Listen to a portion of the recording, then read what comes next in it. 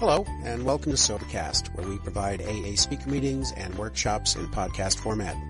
We're an ad-free podcast, and if you enjoy listening, please help us be self-supporting by visiting Sobercast.com, look for the donate link, and drop $1 or $2 into our virtual basket. We hope you enjoyed the podcast. Have a great day. All right. My name's Kristen. I'm an alcoholic. And the Fellowship of the Spirit Conference is dedicated to carrying the message of Alcoholics Anonymous as set forth in the book Alcoholics Anonymous to both alcoholics and family members of alcoholic families and Al-Anon families.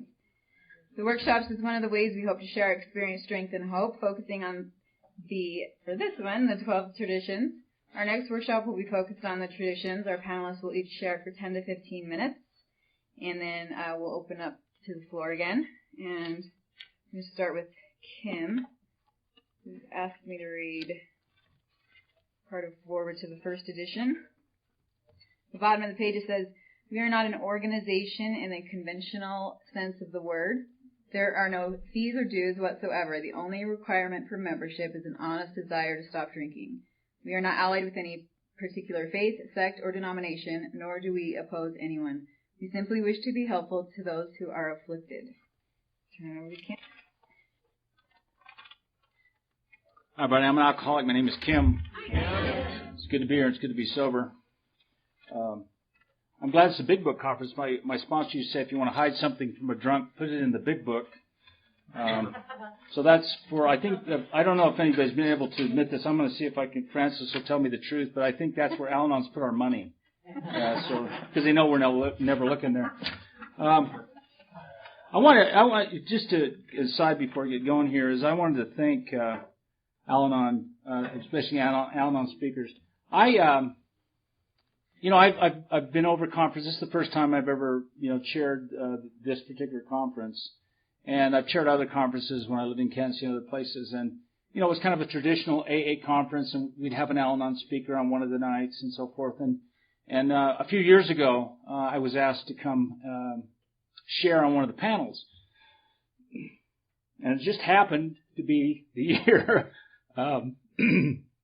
Excuse me. My sister died, and I came up there, and I just kind of let some stuff out and went off into and I really didn't get the full impact of the conference because I was in my head a little bit.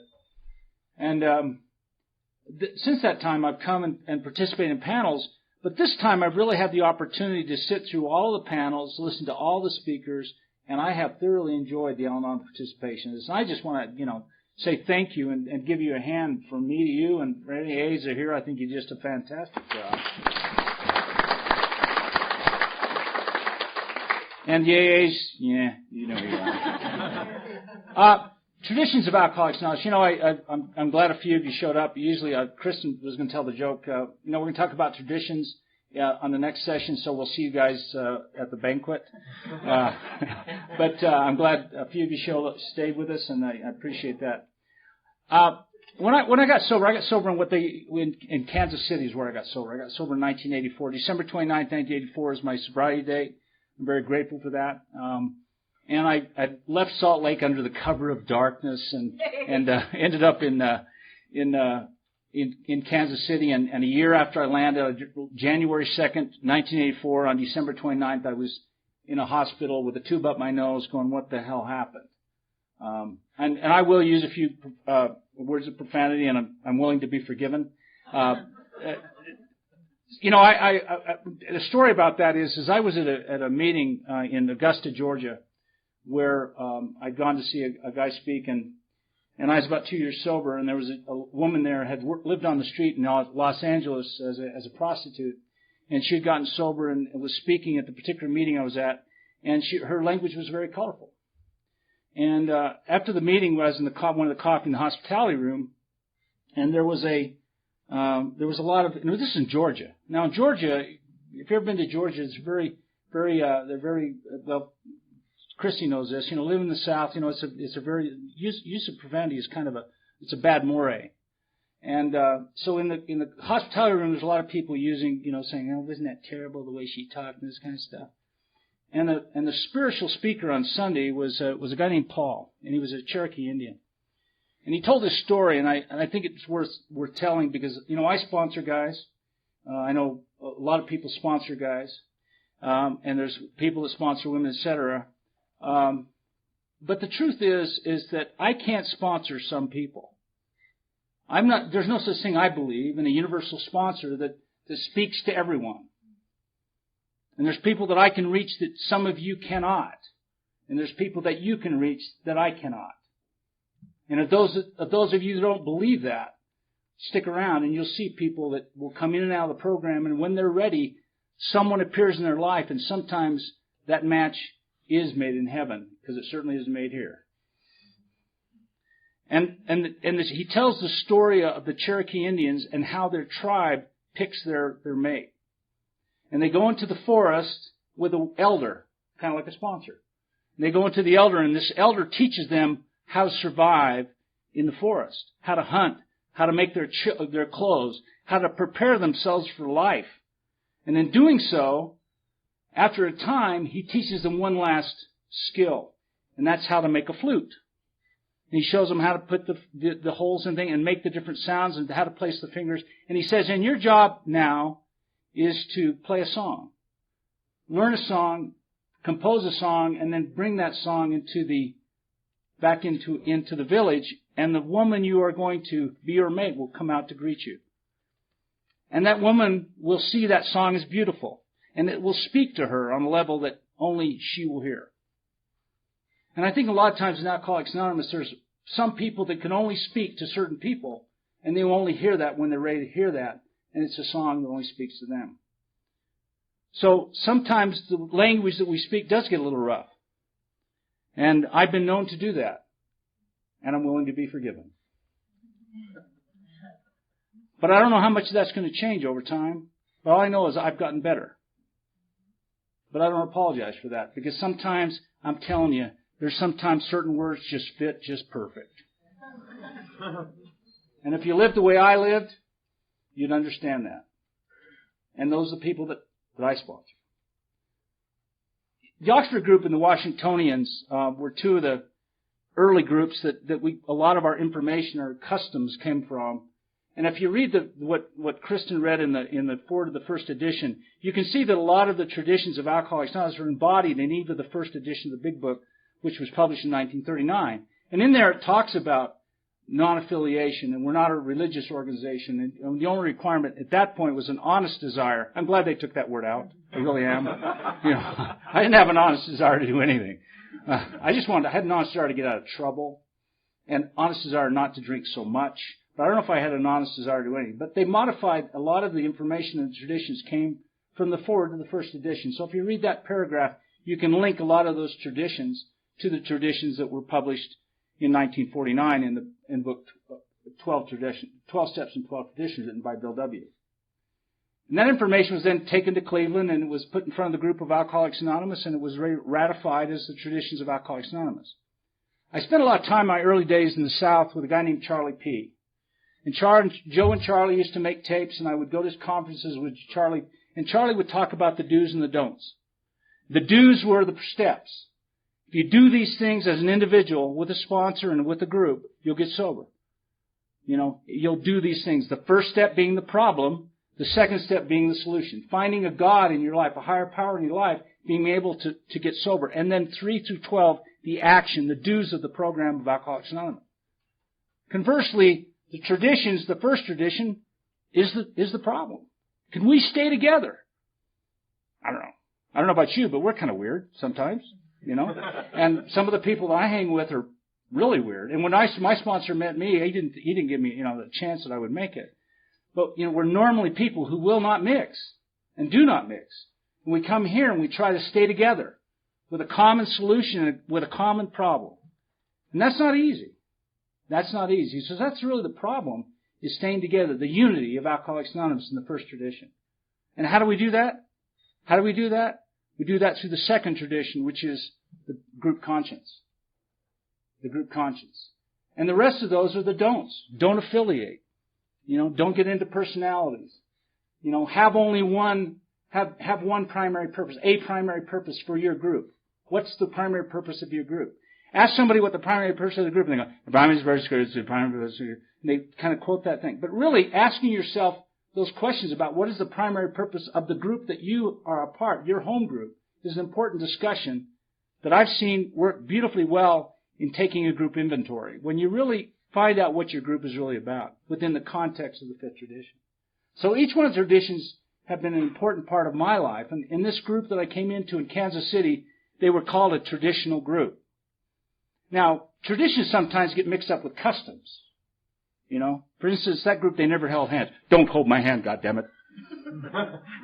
Put your money on the table. We never talk about money in this group. You just stand up, throw your money on the table, and you say the Lord's Prayer. So that they saw that was a tradition, but in reality, it was just a custom of that particular group. It has nothing really to do with the traditions per se. So a lot of times when a traditional group, they're really the kind of the staunch issues, it has nothing to do with traditions in my experience. It's really more about the customs of that particular group. So the traditions are not customs, and they are not laws either. I don't know if I've heard people that say, you know, we don't break the traditions in our group. And I've sat in meetings and listened to that, and they may not break them, but buddy, they bend them good. They bend them good. There's other things that have come over the years that I've been in Alcoholics Anonymous, and the traditions that almost sometimes even, conflict against each other. You know, the issue of us being an open society that anyone can join. I know one of the things that when I was first in Alcoholics Anonymous was the issue of the alcoholic addict controversy. There's even groups that say, you know, we qualify our members. Now, sit down. I'll tell you whether you're an alcoholic or not. And there's a lot of different issues that go on in relationship to that. But in reality, at the end of the day, being able to say that I'm a member of Alcoholics Anonymous is the only thing I have to do. I never even have to say that I'm an alcoholic. If I just say I'm a member, I cannot be expelled. So a lot of times when that discussion comes in a group that I'm in, you'll hear me say, my name is Kim, and I'm a member of Alcoholics Anonymous. Because if I say I'm a member, I'm a member. And sometimes those overtones get us away from the primary purpose of this meeting, which is to carry the message to the still suffering alcoholic. If we get stuck in some of these ruts in terms of really trying to, distinguish between the two so much to where we lose our primary purpose in being able to help the still suffering alcoholic. You know, in my life, I've watched these traditions work, and the issues of some of the groups that I've been in and I've been to, if they blatantly do not follow the traditions, maybe get into affiliation, which is one of my personal favorites, and get involved in other issues or other areas, or affiliate themselves with another organization, there's nothing to be done. The group disintegrates on its own, under its own weight. So it's really, there's no police action that needs to be taken. We have no AA police. At least I've never met one. Well. Yeah. Maybe. Well, sheriff's deputies of AA. But not really. I mean, but that's the nice thing about the traditions too. They have enough in terms of people to have, really to understand the traditions and where they come from and how good they've kept us out of trouble. In the don'ts, which are don'ts of the traditions. I had an opportunity to go GSO in 2003, and I only had about 2 hours there, and I went into the archives, and I was doing the normal things when you go to GSO, and if you haven't gone to the General Service Office, I recommend it. It's fascinating. And I went into, and they're digitizing a lot of this, but they had some large books that go against the wall in the archives, and you open them up, and there's a bunch of articles in there where you can see when AA was, example, they were in the newspaper all the time, breaking people's anonymity, full-page ad, pictures of people that had gotten sober in Alcoholics Anonymous. And they still have those pictures. And if you read through them through the years, and I only had a couple hours, I said, well, I'm going to come back and I'm really going to get into these. So the next time I was in New York, I took a day off from my job and took this subway up to Columbia University and got off and went in and spent a whole day in the archives of Alcoholics Anonymous at the GSO. And I read a lot of this, and I noticed a pattern. And in that time, in that dark time, before the traditions really came a part of us, as you read the traditions, you could see that these people later on, these ones that had the full-page pictures, draws, sketches of them in these newspapers around the country, began to be saying, so-and-so, a reported member of Alcoholics Anonymous, died from alcohol poisoning. And so over time, these things came to be to the detriment of Alcoholics Anonymous. So you really start to see why the traditions are the way they are about the anonymity and why we need to protect the fellowship. Because none of us have a guarantee that any of us, no matter how long we've been sober, how many meetings we go to, and who our sponsor is, and who we think we are, how many times we read the big book, in fact that we're going to be able to say that, in fact, that I can say break my anonymity out there and represent this fellowship out there. I have a guy I sponsored for 23 years. I met him when I lived in Georgia. And about 5 years ago, he was in an accident, began to take pain medication and muscle relaxers, and eventually he felt so good he decided to go out and work some more, and he hurt his back again, and this time they gave him pain medication. Within 6 months, he was back out on the bricks. You know, this is one of the guys that's gone through the big book, one of the most staunch people that I've ever seen. He could quote the big book by chapter and verse and beat you over the head with it. And now he's struggling to stay sober one day at a time. What if he had broken his anonymity? What if he was such a sterling member of Alcoholics Anonymous, he felt compelled to say, I'm AA, I'm a representative in the public, in the press, on the internet or on the web. So we need to protect this fellowship for what it is. And that's just the way I view it. Do the steps. Follow the don'ts. Now, they're not said as don'ts, but they certainly, if you read them and study them, they're not to affiliate, not to be involved in controversial issues, outside issues, etc. Okay, that's all I'm going to say, so yahoo. Thank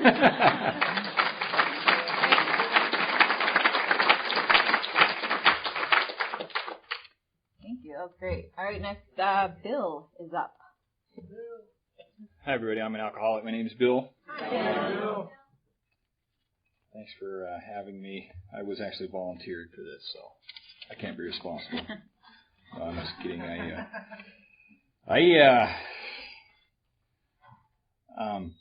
The traditions, I have never spoken on any traditions yet in Alcoholics Anonymous or in any conference level.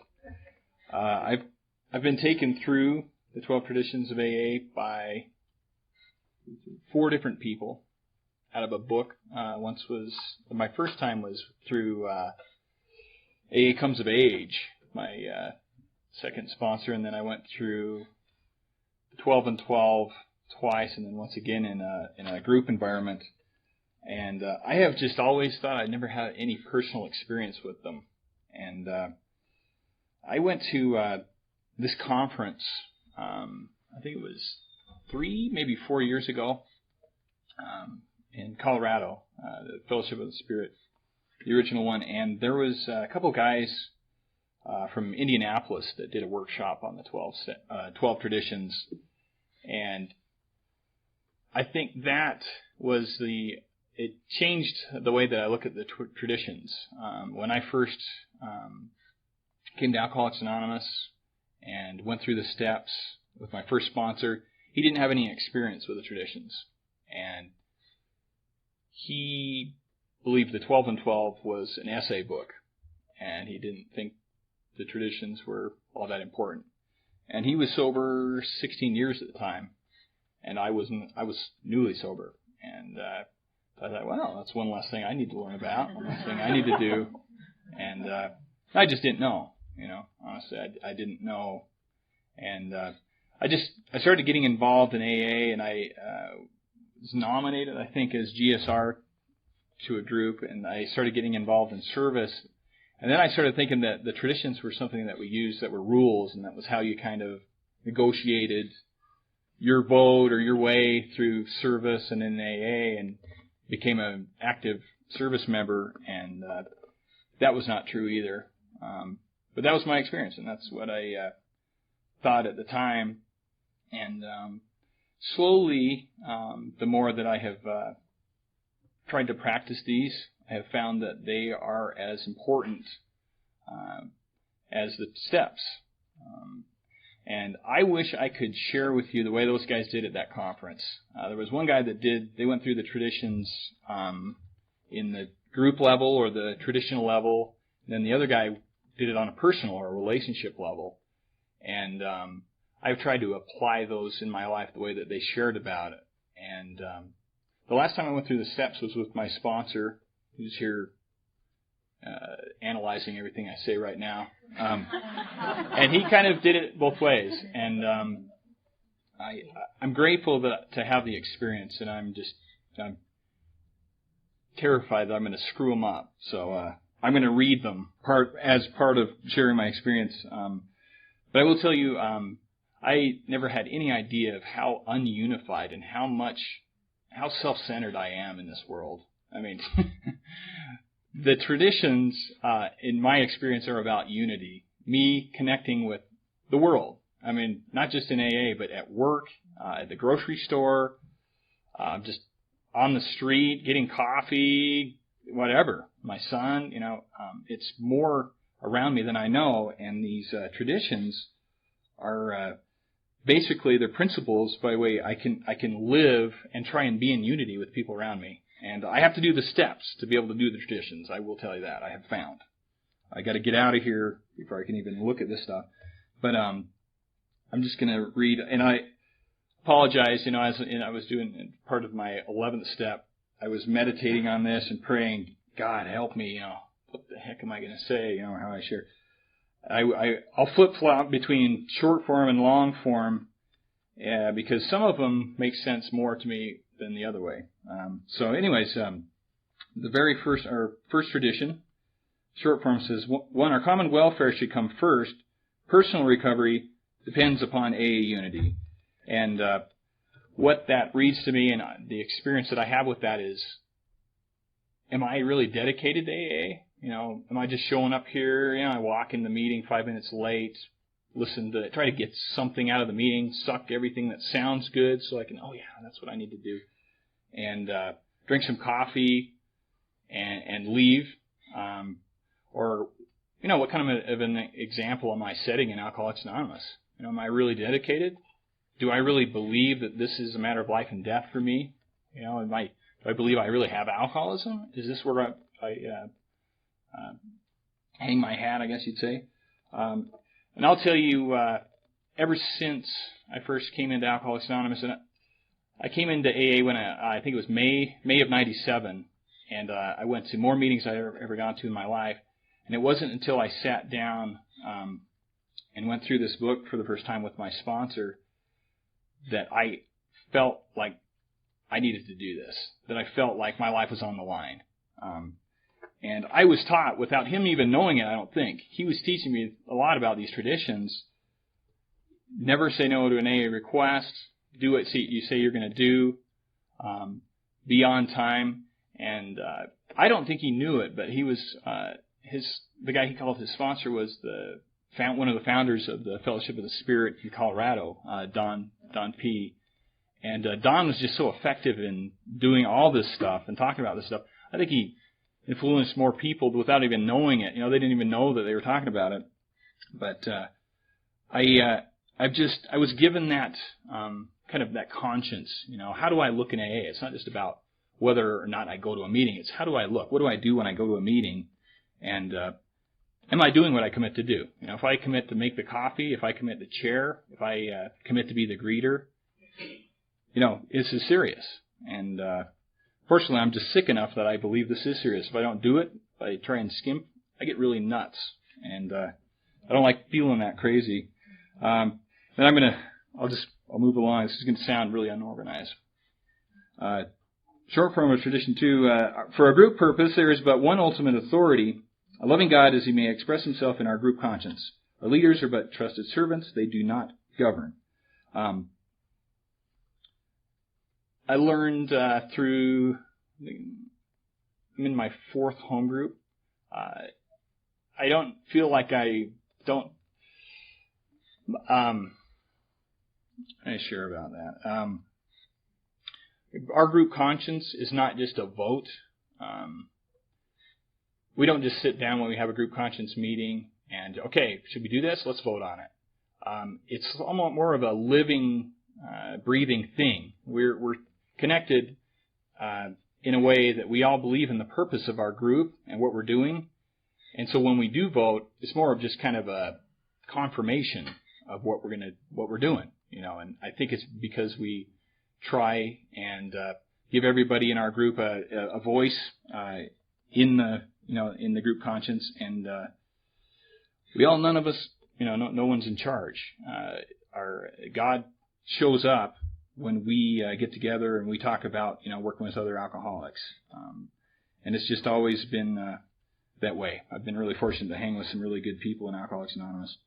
I'm going to move to the long-form of tradition 3. Our membership ought to include all who suffer from alcoholism, as we may refuse none who wish to recover. Nor ought AA membership ever depend upon money or conformity. Any 2 or 3 alcoholics gathered together for sobriety may call themselves an AA group, provided that as a group they have no other affiliation. I think I've talked to 3 people this week and about, I think, this tradition, affiliation. This conference is not an AA group because we're affiliated with Al-Anon. And this conference was founded on the theme, our mission statement is to carry the message of recovery out of the big book of Alcoholics Anonymous to alcoholics and family members or people in relationships with alcoholics. It was founded to bring recovery as a family, and recognizing that this is a family disease. And probably gives me goosebumps. My mom sitting right over here. The feeling to share in a common way of life and a common recovery is a powerful thing in my life. And my recovery was one thing, but to see I have a brother that's really active in AA. My mom's really active in Al-Anon. I have a sister who's kind of hanging around here. When we get together, we come to this conference. This is I've always been really grateful that this thing exists, and that those people in Colorado, the Al-Anon is as important as the AA, and the focus is still on the big book. And I just, that's always been inspiring to me. I've met, because of that conference and the people I've met in this conference, I've met some Al-Anons that are more solid, intimidatingly more solid on the steps and the traditions than I am. I mean, just like, wow, you never had a problem drinking. You know this about us? How do you know this? And I don't know. It's really cool, and I just see the recovery and the growth that our family has made, and the unity, and I'm grateful, and that's one of the reasons I'm really behind this conference. Let's see. I'll move on to the short form of 4. Each group should be autonomous except in matters affecting other groups or AA as a whole. I think one of the things I've always admired about Alcoholics Anonymous is the different character that each groups have. I mean, as long as I don't feel comfortable in a meeting if it's not focused on the singleness of purpose. I don't know why that is. I don't know if I was brainwashed through the book as to what alcoholism is, or what. I just like feeling like I'm with my people, but different groups that are focused on alcoholism and recovery. I've always liked, I'll go to a meeting on this end of the valley, and I'll hear the recovery program of Alcoholics Anonymous, and I'll see it, like Rob shared earlier, and Aaron, their group down south is as focused as my home group or Kim's home group. I love that, and they all have a different character. Like Kim was saying, if I went into some meetings, I wouldn't feel like I belong, even though we're talking about the same thing, but I go to another group and it has an entirely different character to it. And again, and 5 really goes along with tradition 4 for me. As long as the focus is on recovery through working with others, and once we take these steps and we practice this way of life, trying to carry this message to other people and help them find recovery. I like the diversity. I like the character in the different meetings and the autonomy. Short form of 6, an AA group ought never endorse, finance, or lend the AA name to any related facility or outside enterprise, lest problems of money, property, and prestige divert us from our primary purpose. One of the first things I was ever told by my first sponsor in 97, he said, I told him all this stuff I had learned in treatment. I went through a treatment center probably at the same time Christy did. He was talking about her treatment center in 91. I think I went through in 1990. And I told him all this stuff about how when I graduated, they lifted me up and they had this Bette Midler music and they rocked me and then they moved me over to the light and everyone it was really bizarre. But honestly, I think they were trying to create a spiritual experience in me with this music, and everyone gathered. And it just, as I look back, they kind of missed the mark as to what I had. It was just, I remember laying there on all these hands. I was thinking about stage diving, in rock concert. They were holding me up, and I was like, there's something wrong with this. Anyway, I was telling my sponsor about all this experience, and I told him how much in meditation I'd learned and how this and that. He goes, "Yeah, all right." He said, "That's not AA. It's not AA." And he said, "This is for fun and for free. How much did you pay for that?" I said, "Well, actually, I owe my mom a man. She paid for that treatment center. I never paid for it. And actually, I've never paid a dime for that treatment center.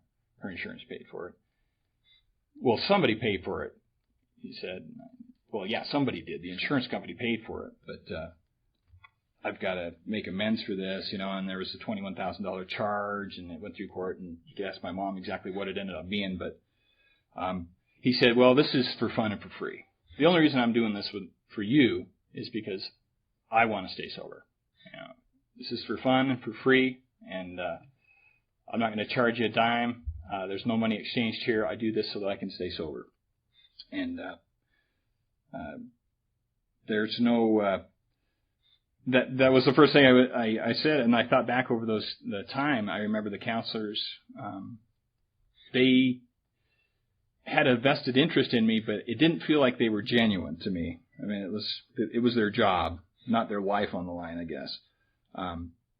Anyways, that's just my experience. Long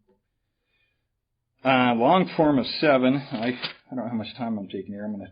The AA groups themselves ought to be fully self-supporting by the voluntary contributions of their own members. I'm going to skip to the very end. Experience has often warned us that nothing can so surely destroy our spiritual heritage as feudal disputes over property, money, and authority. And we had a recent experience at my home group. These two brothers came to our home group, and they've been in our group for about a year now, and they have changed. And they live with their parents still. And their parents are very grateful. They've seen these guys change. My group rotates. We answer the central office phones once a month. And we go to somebody's house. We transfer the phones over, and then we answer this hotline. And we have food. And anyways, they had it at their parents' house. And their parents met us all and just loved us. And they said, "Oh, we're so grateful. You guys have really saved our kids. And we want to pay you back. What can we do? Noticed your coffee pot sold. Can we get you a new coffee pot? Can we get you some food? Can we? How about if you guys come over and do this every week? We'll pay for everything." And I don't know if I was brainwashed again with this whole thing, but every time somebody outside of AA or a parent or somebody that's not an alcoholic comes up with money, it doesn't feel right to me. And I've seen problems happen in other areas. I've never had any personal experience. But I do know that until I was self-supporting myself, I don't feel well. I don't recover from alcoholism. I feel like I am unworthy. I feel like I'm not recovering. And there's just something about that has always been in my consciousness. What am I doing all the time? Okay. I'm going to move on to long form 8. Alcoholics Anonymous should remain forever non-professional. We define professionalism as the occupation of counseling alcoholics for fees or hire. But our usual AA 12-step work is never to be paid for. And I have never tried to charge anybody for 12-step work. I just always thought that would be interesting to see what a new guy I'm sitting down with would say if I said, "Do you have the $25 on you? We're going to sit down." My son's in the other room with my wife, and they know you're here. They're trying to be quiet so that we can do this. I don't know. Anyway,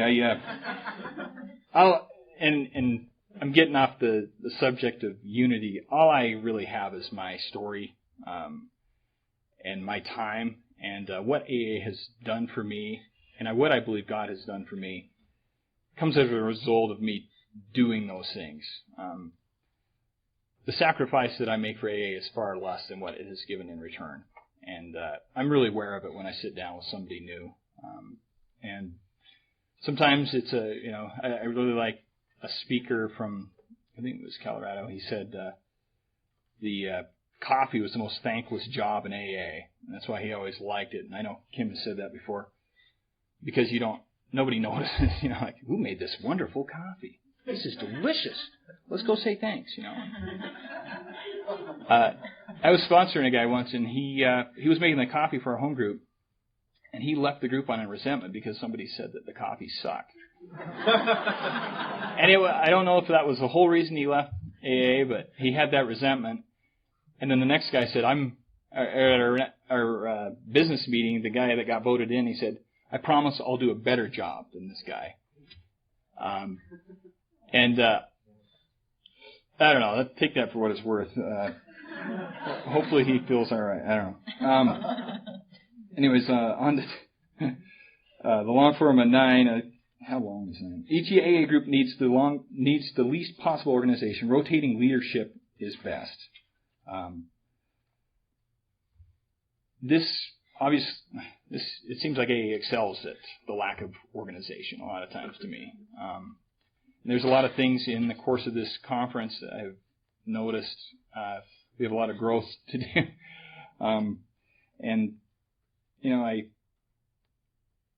There's certainly a lot of growth in my life for organization, or we have to have organization so that we can stay unified, I think, as a fellowship or even as a conference and in my home life. But making it a cookie cutter thing and everybody doing the same thing, wearing the same clothes. If you guys are like me, that totally makes sense. I wouldn't probably be coming here if I had to wear the same shoes and clothes you guys wore. I believe the spirit of rotation is, this is just my experience, it's mandatory to preserve the unity that we have. I think I chaired a meeting for about 2 years, and people stopped going to it because they didn't like me. And they thought I was in charge, I was told, oh yeah, you're the guy that's in charge of that meeting. No, I'm not. I like to feel like I have authority, but I don't want to take credit for it. Or excuse me, I want to take credit, but I don't want the responsibility for it. And if I don't rotate, if our group doesn't rotate our leadership, we don't grow. I've noticed that's really important. Power and control is just way too harmful, I've noticed in AA. I'm going to, let's see, long form of 10. No AA group or member should ever in such a way as to implicate AA express any opinion on outside controversial issues, particularly those of politics, alcohol reform, or sectarian religion. The Alcoholics Anonymous groups oppose no one. Concerning such matters, they can express no views whatsoever. If I have an argument or a discussion at work about politics or religion or relationships within the workplace, it can get really violent really quick. And I've noticed a lot of us have very heated, dug-in opinions about those matters, especially alcohol reform. I think that was pretty clear. I'll just share a story. I had an issue with, I can't remember, I think it was a young people conference or something, and I talked to my sponsor about it, and he goes, well, why don't you call GSO? See what they have to say about it. And I called GSO, and they said, well, we neither endorse nor oppose anyone. While these young people groups are not Alcoholics Anonymous, we support them, and there are AA members in that. And to protect, the guy ended the call, and he said, well, to protect our fellowship and to, I remember how he said, preserve our unity, we neither endorse nor oppose anyone. And I always have thought about that, resentment is our number one offender. If I'm endorsing a candidate for a presidential office or a sports team, even for that matter, I'm talking about it in a meeting, and there's a new guy there that it has nothing to do with alcoholics or alcoholism. It's on the other end. Resentment that I get when somebody is against me will drive me insane. And I believe it just doesn't belong in AA. And that's been my experience. Almost done here. Long form of 11. Our relations with the general public should be characterized by personal anonymity. Kim talked a lot about how it used to be. Obviously, we've grown quite a way. My anonymity before I got active in AA, I was anti-AA. I came to AA when I was 19, and then I relapsed. And I used to say things like, see, AA doesn't work. And there'd be a celebrity on TV, see, AA doesn't work. Stay with us. We're your friends. And I remember saying, if that's what AA is all about, I don't want to be like that. You know, they're losers.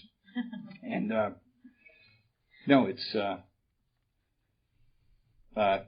I can't be the representative for AA. And really quick, long form of 12, guy that spoke last year at this conference, he used to say, I'm an ant on a log going down a river. I only think I'm steering the log. And when I am in unity with God and with you guys, I'm not trying to steer the log as much. And there's nothing like the feeling of feeling like I'm in the stream of life. And these traditions have certainly helped me in doing that. And probably way over time, I'm going to pass the time over to Francis. That's all I got.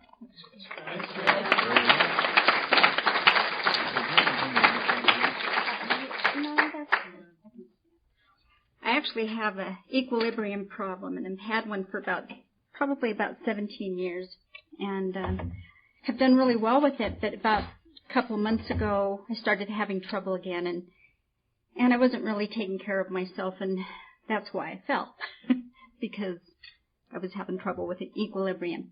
Anyway, but I'm here. It happened after I spoke, and my name is Francis, and I'm a grateful member of Al-Anon. You know, my second sponsor is the sponsor who got me into service work, and I started in the Al-Anon Information Center. So while you were all up doing conferences, I was taking calls in the Information Center, and I'd read a lot of literature, and I really didn't know about conferences. But later on, I realized that, you know, I was the one that was doing the service work while you were having fun. So they have this saying in Al-Anon, and I don't really care for it. They say, my qualifier, you know, I think it's real codependent. But I have 3 qualifiers, me, myself, and I. And if you've ever been to a district meeting in Al-Anon where there's a lot that goes on there, you need the traditions when you're there because of me, myself, and I with everyone. We have a hard time making decisions.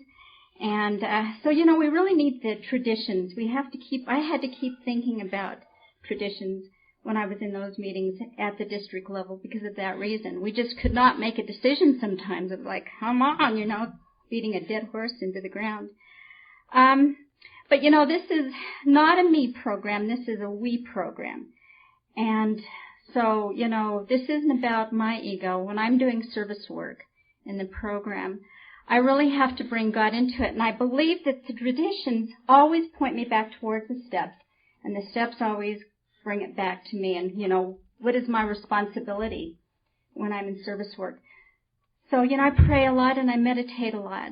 I've done it for the last couple of weeks, maybe 3 weeks. I've been in a lot of prayer and meditation about speaking yesterday. I was really had some fears about it and just prayed a lot about it.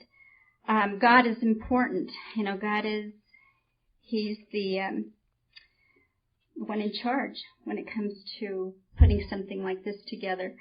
And so Thursday morning, I have a little granddaughter who is 5 years old, and last February she had a series of seizures one morning and ended up in the hospital. And so Thursday morning, she hadn't had one since last February. She had a seizure. And that's quite, you know, that takes your program to a whole new level. So, you know, I was thinking, okay, now we're at the hospital, and I'm thinking, you know, I had all this stuff I was going to do before I spoke last night. I had done prior work and had been in prayer and meditation, and, you know, through the night I didn't sleep because I was wondering if it was going to happen again, and if it did, if I was going to be able to make it. You know, all that stuff that goes through your head God hasn't taken care of all of my defects of character, or I would have slept that night. And then yesterday morning, my daughter this summer, she's had a lot of health issues, and they don't know what's wrong with her. So we were up doing an MRI, and so I had to really work on, talking to God yesterday, like the second tradition says. I had to bring God into this. I had written a lot, but I know that it doesn't matter how much I write or how many notes I put down for speaking. It's going to be God's will, not mine. So I have to do that because that takes my ego out of it and it makes me humble. And it makes, me being able to be here last night possible. So God is our authority. We have to let go of outside influences. I did this through a sponsor early in the program. I remember I showed up at a meeting with the 10 steps to success. And Louise said, Frances, can I borrow that from you? Those were really interesting. She was an old lady. She had gray hair at the time. Anyway, she might have been as old as I am right now. Who knows? So I lent them to her, and she never gave them back. And, that was a strong message, Frances, outside influences. You're not going to bring stuff into this program that's not Al-Anon related. And, we do. There's a lot of outside things that come into it. But she was just trying to teach me something.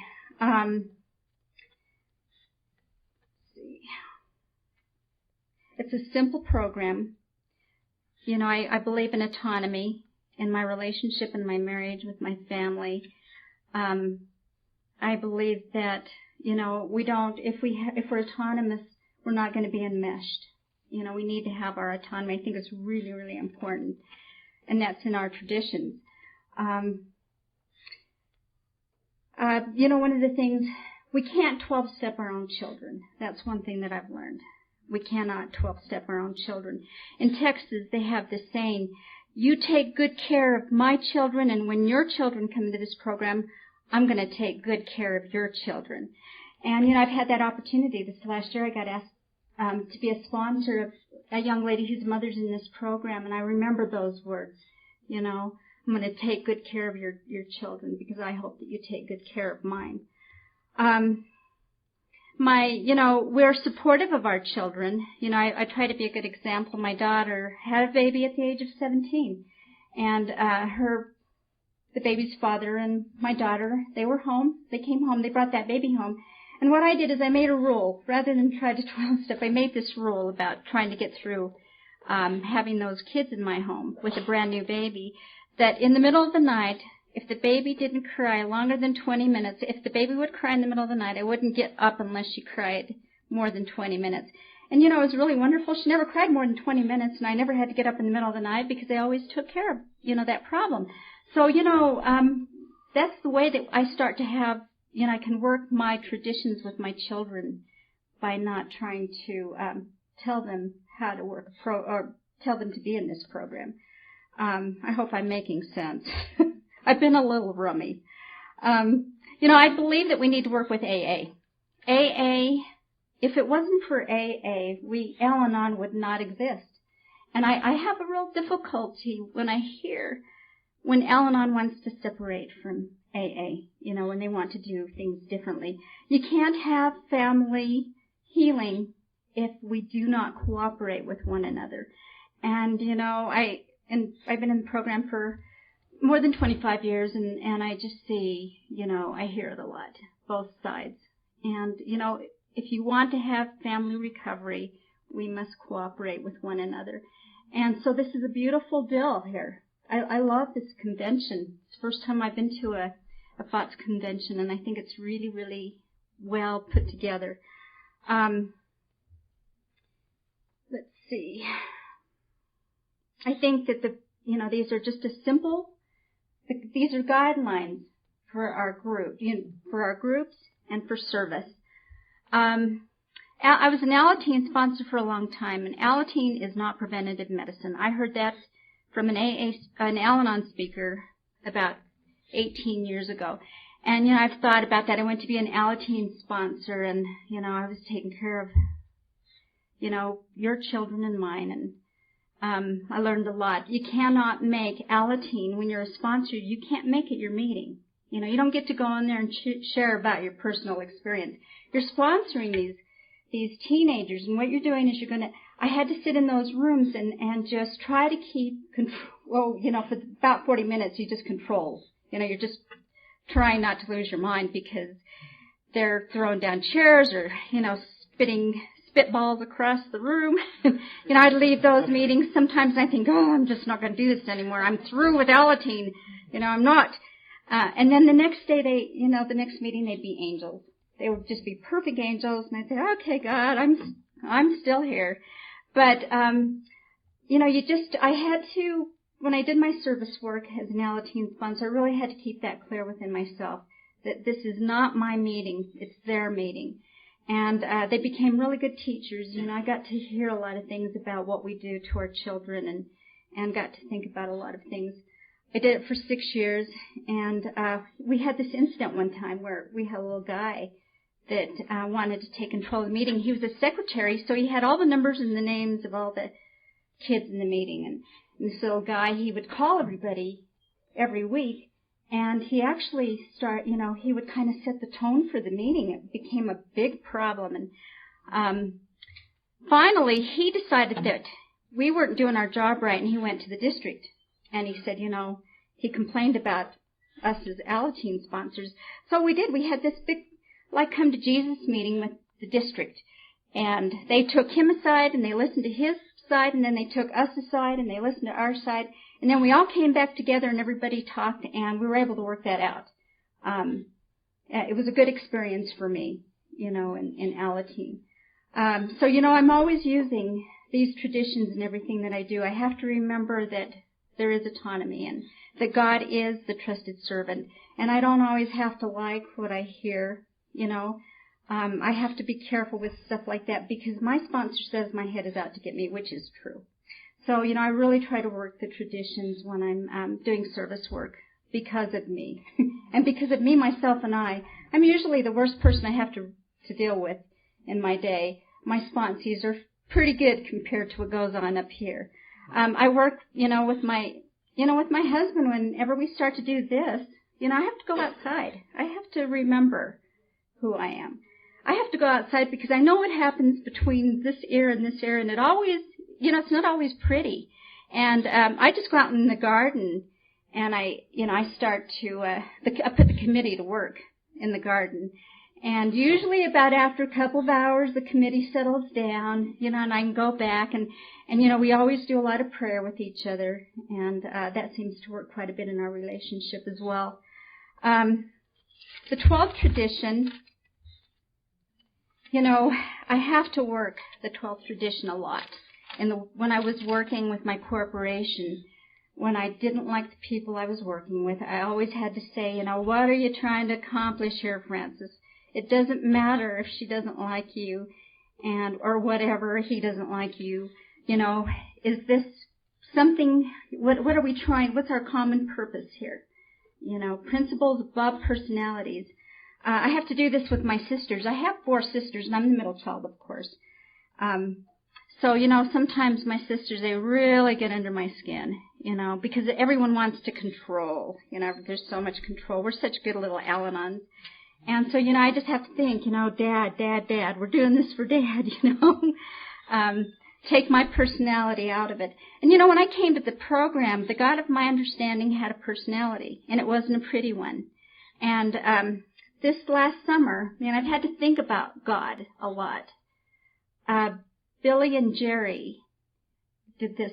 They're a couple from Dallas. They did a traditions workshop, and she talked about, you know, principles above personalities with God. I'm like, oh dear, you know, here we go again, Frances. You're gonna, this is a new level in recovery.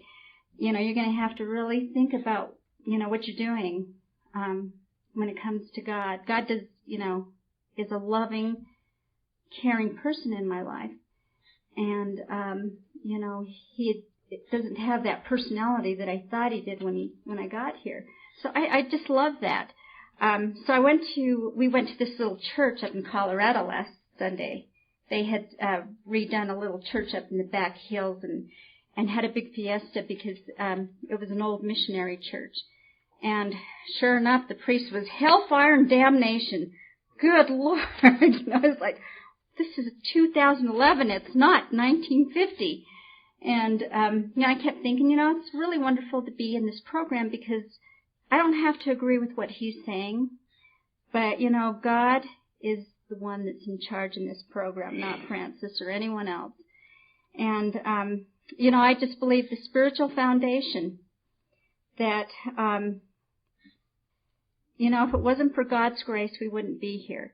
And when God's Spirit is working through a conference, you're going to feel it. I have been to conferences where they're a little rough, and I've been to it where I can tell where the committee is just really, that spiritual foundation is there. It makes a successful conference when the Spirit of God is with us.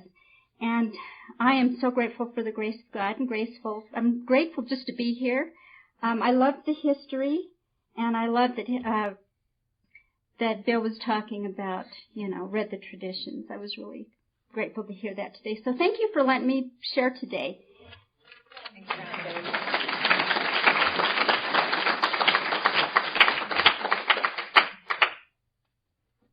I'm an alcoholic, and my name is John. Hi, John. It was suggested when I arrived at the conference that I come up here and share when the opportunity arose, and here it is.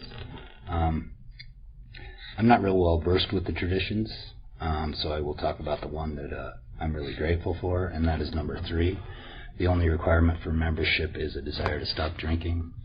I remember when I arrived in Alcoholics Anonymous, I was broken and full of fear. And I could have been scared away with a feather. So I'm really grateful for that because sticking around the program has changed my life incredibly. I've had an opportunity to become the man that God intended me to be, or closer to that. And without that tradition, I don't think I would have. When I got here, I didn't feel like I fit. I would sit in a room filled with people like this, and I would feel completely alone. And it took quite a while of the fellowship embracing me before I actually felt comfortable here. Today I have a host of friends. One of them's me, and I'm pretty grateful that this thing has unfolded the way it has for me. The conference has been wonderful for me. My little boy's enjoying it. I'm grateful to be here, and thanks for allowing me the time to follow suggestion. Thanks. Thank you.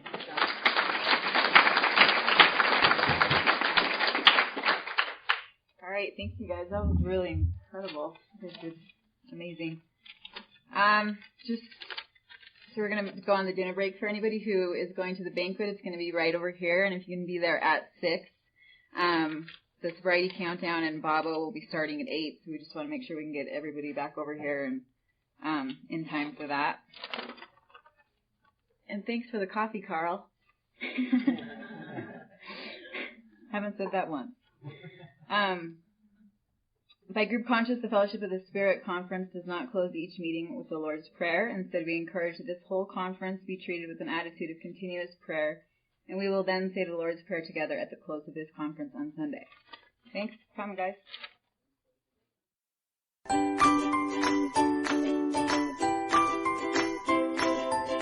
Thanks for listening. I hope you enjoyed the podcast. Sobercast is ad-free, and we'd like your help in order to keep it that way.